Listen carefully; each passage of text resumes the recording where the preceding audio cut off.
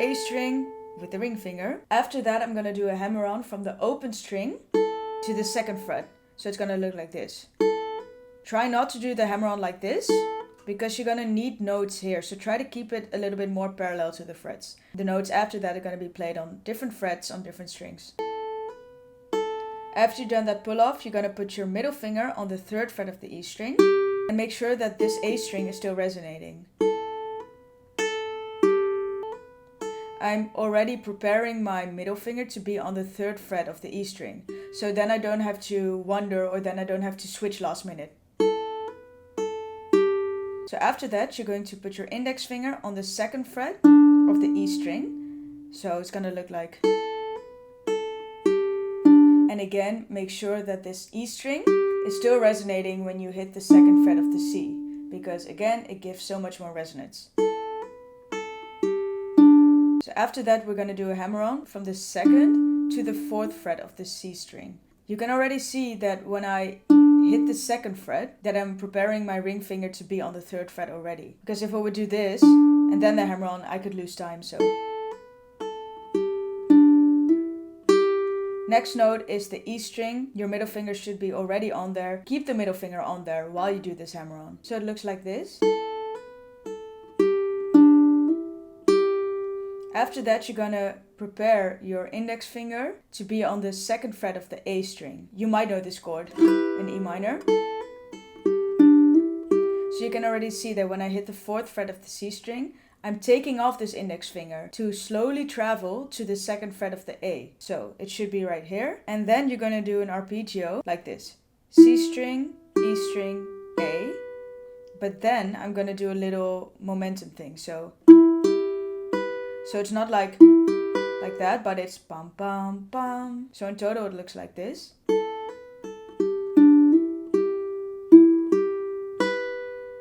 Make sure to go over this a few times before you start part 2, because if you get this part down, it will become so much easier to do the next parts, because the next parts are pretty similar, especially in the beginning. So as I mentioned, part 2 is pretty similar, especially in the beginning, because this part is the same.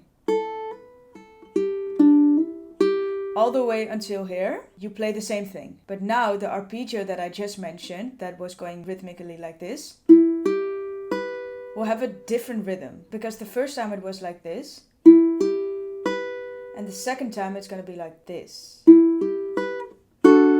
Because I'm speeding up the arpeggio here, it gives more room for a next chord. This next chord is a D major. In total, it would sound like this.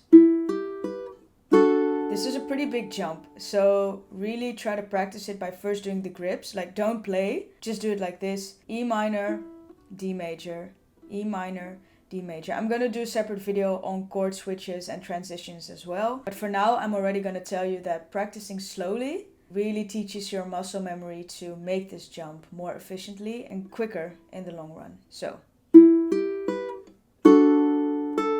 optional, you can do G, C to fill up some space here, so it would sound like this. And this G, I pluck it, because if I use this, this hand technique where I assign a finger to each string, it's much easier to do a pluck. A pluck is when you play multiple strings at the same time. I'm plucking all 4 strings, but you can also do, a downstroke. You could also do downstroke with your nail.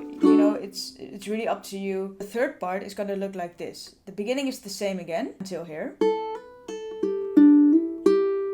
Now it's going to be a bit different. So we're going to go to the E minor, but we're not going to do an arpeggio like we just did. So this time it's a little bit different. We're going to do an arpeggio like this. I'm going to show the arpeggio with my right hand, and then I'm going to incorporate it with this.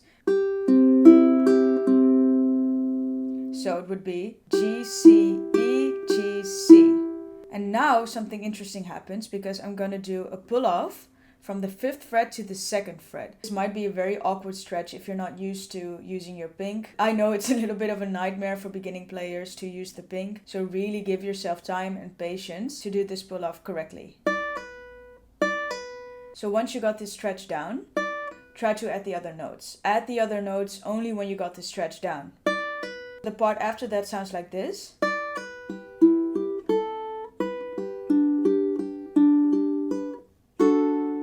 Don't worry, I'm gonna break this down very slowly for you. So pull off, G string, C string, E string.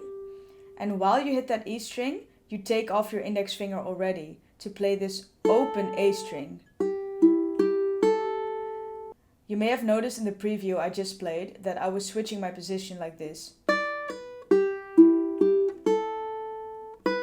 In the tabs you can see a 2 on the A string. Hit that A string, and if I would do that with my index finger it would be I would lose time and it would be chaotic. I couldn't get the G major in time. So after this, G string, C string, E string, take off index.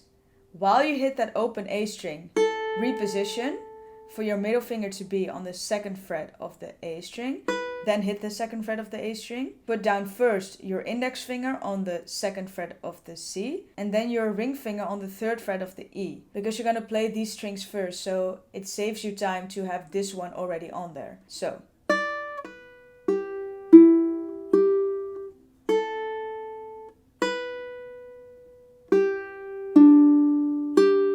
after I've repositioned myself and after I put down the G major, I play an arpeggio like this.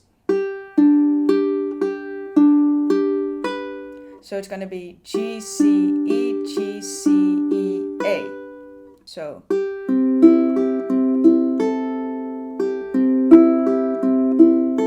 Try it with me. Just to get the muscle memory registered here as well. So.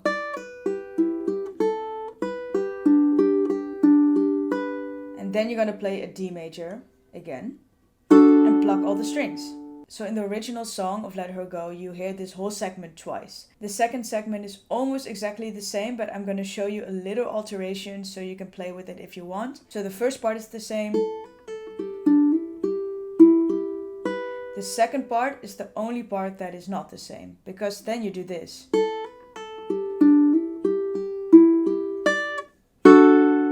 So I'm just gonna explain that one. The rest is the same.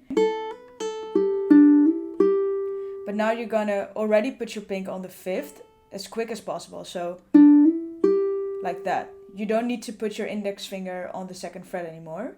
And then you're gonna do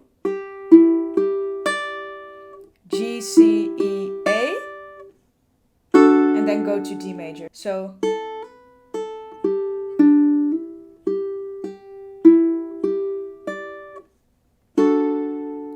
good luck practicing, and I hope to see you soon in the next video.